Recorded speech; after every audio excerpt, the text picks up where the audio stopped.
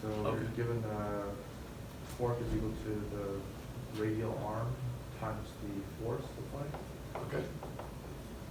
And then you're asked, you apply a force of 1.5 pounds in a direction perpendicular to the screen of the laptop at a distance of 10 inches from the hinge of the screen.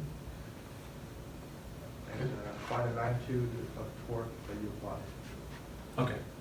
So I've got a laptop here. I'm thinking of the hinges right here. So there's whatever space bar and stuff here.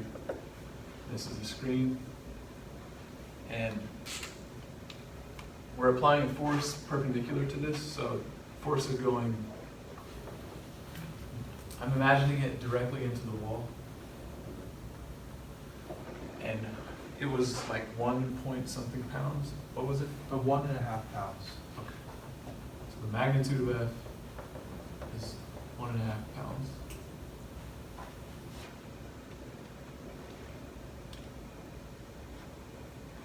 Okay.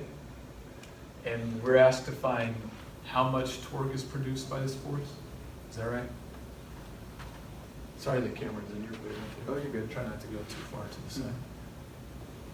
Are we asked to find the magnitude of the torque? Yes, so then the distance was 10 inches. Oh, thank you. The distance was 10 inches from the hinges, so this length right here is 10 inches. Okay? Do you remember how to find the magnitude of a cross product? Or there are a couple of different ways to find it. Can you guys think of any ways to find it?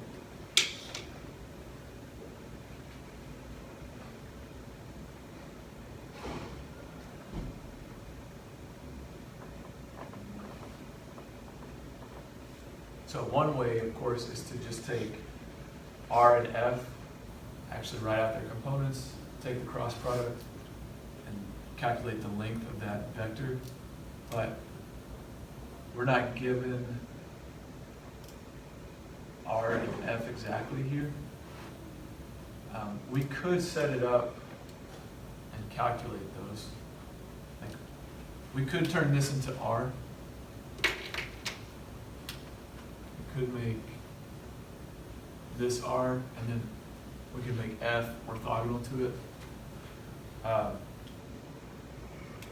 You can set it up like that and actually calculate the cross product, but there's actually an easier way. You remember in the definition of cross product, I gave you guys the length of that cross product. Because remember we said it needs to be orthogonal to the plane that contains both R and F. And it also encodes a specific length in there. And that length was kind of related to the dot product. You remember what was different about it?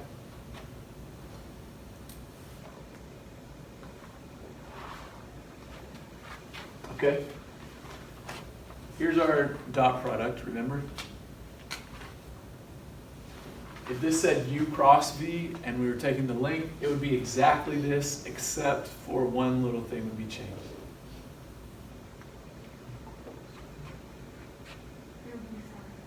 Yeah, good. This cosine would be a sine.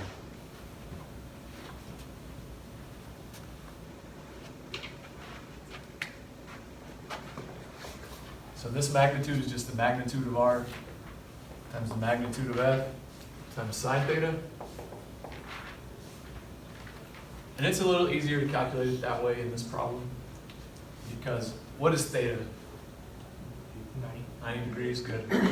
Because R is in the board and F is perpendicular to the board.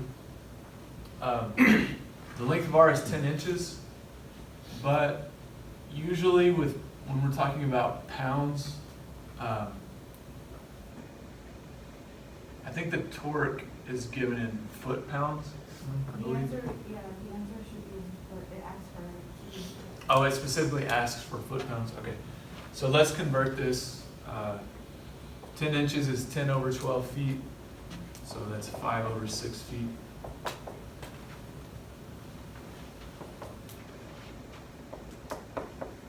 So the length of R is 5/6. The length of F is 1.5. I guess I'll represent that in fraction form as 3/2. And we said theta was 90 degrees. So in the unit circle, sine of 90 degrees is 1. And we just have this multiplication of fractions. 3/6 is 1/2.